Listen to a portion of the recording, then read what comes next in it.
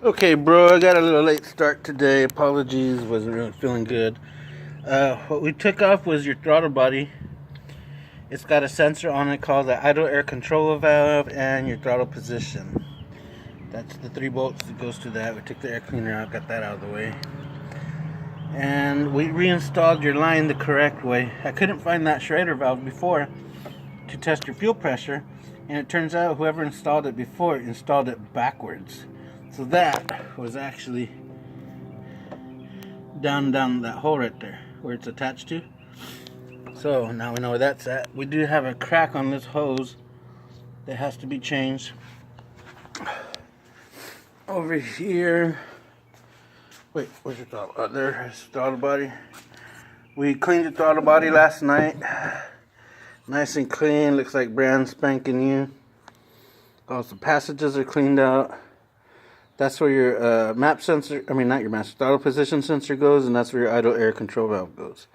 So all the passages are nice and clean in there. Nice and clean in here. So if you hold it up to the sun, you should see a little bit of sun coming through. I don't see no sun coming through, what the heck. But it's clean. This might be a different design because it might be getting air out of this little slot right there. Because that looks like it's coming towards the idle control valve, so they don't need the gap between the flap. Okay, and then I'm going to show you your idle air control valve. That was super black and goopy and dirty, and look at how clean I got it.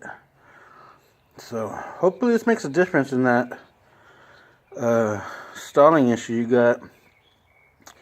The issue is it'll start and park and it'll sit there and idle, but as soon as you drop it into gear, it stalls.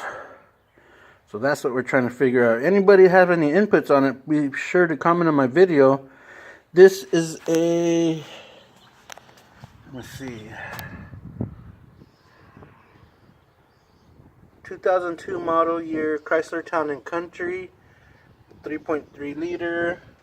This one was not equipped with the EGR valve. You can see the plate right there where it's blocked off. So it's not an EGR port that's plugged or anything like that. So that's why we're checking.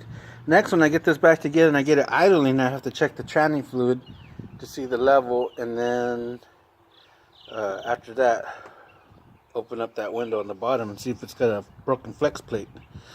Okay, that's my video for now. Let me put this throttle body back together and we'll get it turned on. Okay, we just got the throttle body back together. Now we got the sensors on it.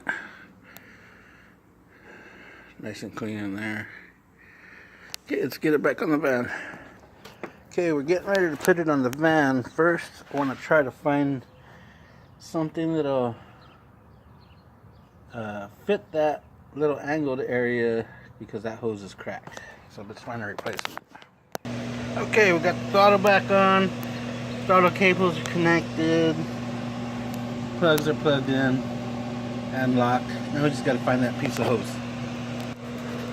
Okay, now we got a 5/16 hose. This hose actually ran back here in the bottom part of the throttle body. That plugged into that black line that was over here. See right there? There's no pressure on there. It fits pretty snug, so we're not going to put clamps on it. This is actually the air cleaner, and that's what's going on next. Let's put on the air cleaner. Okay, we got it back together. Air cleaner's back on. The PCV bypass hose is back on. Clamps tightened. Plugs plugged in the back unlocked. Okay, we're ready to do this. Well, that's how you clean the throttle body and how to install and remove. 3-bolt. First you take off the air cleaner. Unloosen that clamp. Take off this clip and the clip back there. I don't know if you can see it. Right there in the corner. So that clip, and then this top section gets removed. Just unplug this hose and put it down on the bottom. And then once you get that off, it's 3 10mm bolts that gets the throttle body off. 2 in the bottom, 1 on the top, plus the 2 plugs for the idle air control valve and the throttle position sensor, and then the vacuum line for the evap that plugs in from the throttle body to that black line across the frame. Then you just clean it up.